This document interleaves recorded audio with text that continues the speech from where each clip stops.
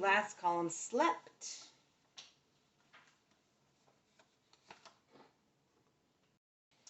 Okay, now back to your spelling section. So we only have 3 words left. The next one is near. Near. While youths do cheer, death may be near. Now this is kind of interesting. So the Old English word is nigh. You may hear that like in come nigh to the home, come nigh to me. We would spell it N-I-G-H. Okay, but this is the Old English. And it's the same as ear. Okay? So now it makes sense, right? That we're just changing nigh, which is the Old English word for near, to near. And one thing that might throw you off too, we do have the of early, but this is not, the doesn't go by itself. Okay? So we're doing more of a E-F-A, beat, bread, break, near. Okay? So here we go. Ready? Near. And it's not, it's only one syllable. It's not near. I'm just pronunciating it more so you hear the different sounds. It's near, but I'm saying it kind of exaggerated. Near, near, near. N-E-er. Does that make sense? Say it with me. Near. N-E-er. Okay? Say it as you write it.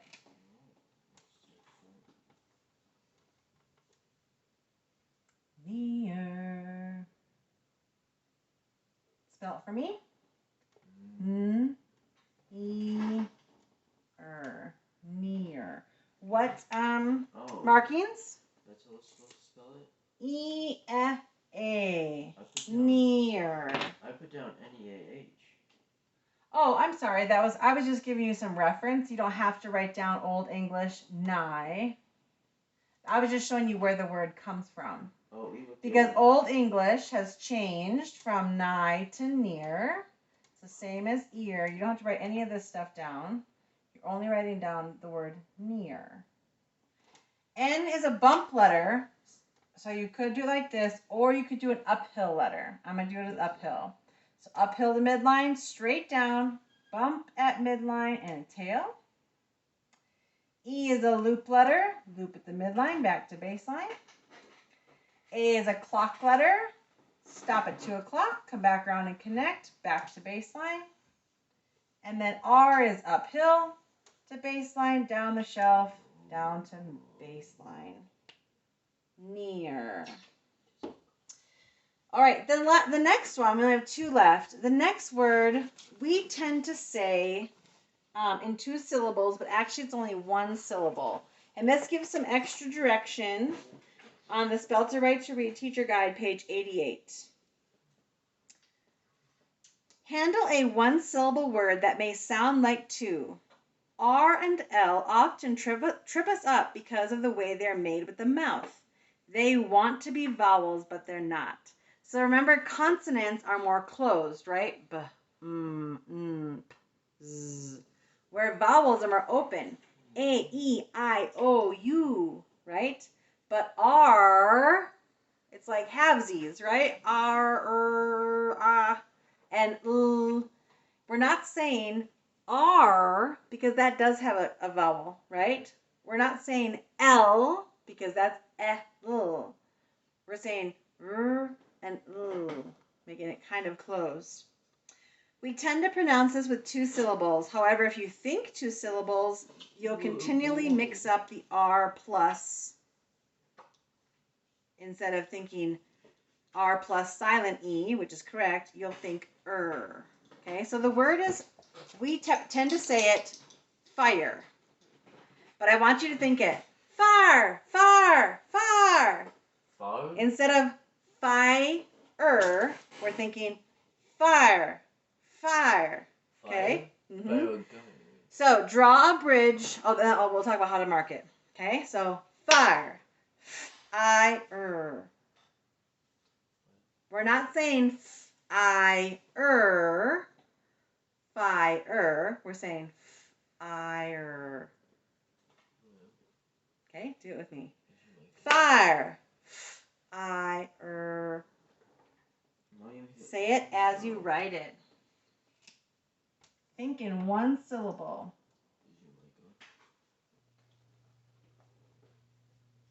Okay, spell it for me. I-er. And why do we have a silent E? We don't. If you're thinking fire, that's not right. It's fire. And what red markings for my silent E? 2. The vowel sound changes because of the E. So go ahead and underline the I. To underline E 2 times and put an arc between them. Our F is a loop letter. Loop all the way to the top. Loop under the line and back to baseline and tail. I is an uphill letter. Uphill to midline, back to baseline.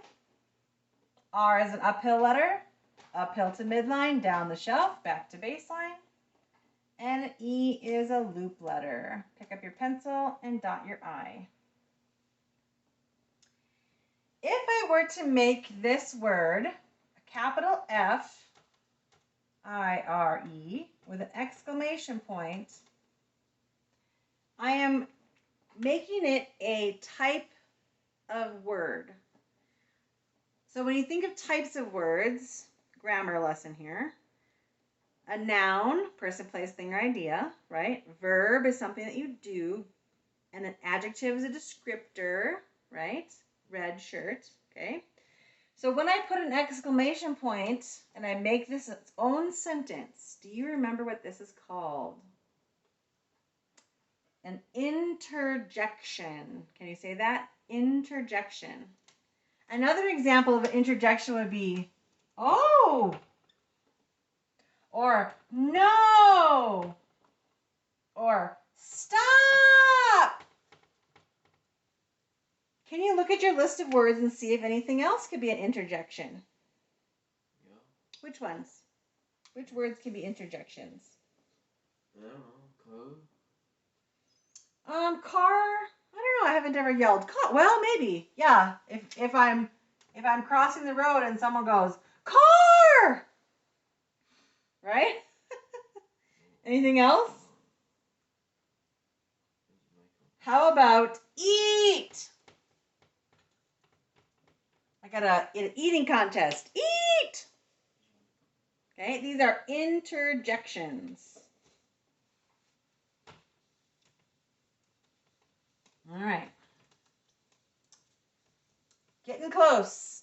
Only one left. Last one. The last word is chair. Chair. Now, it is one syllable, chair. Sit on the chair. But I'm going to sound it out to maybe sound like 2 syllables just so you hear the sound. And remember, we already had, so let's look at our sounds that can make the A. We've got a, aw. We've got a 2-letter A that we may not use at the end of English words, and a 2-letter A that you may use at the end of English words. So we're going to be in the middle of the word here. You ready? Chair.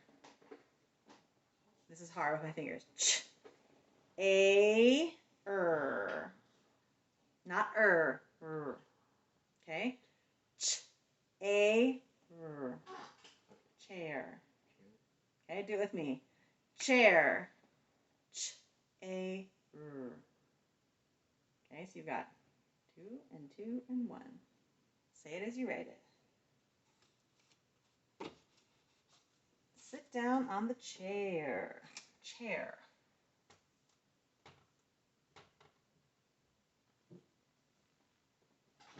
Okay, spell it for me. Good. Very good. So what are we underlining? A. Yep. A, two-letter A you may not use at the end of English words. And ch.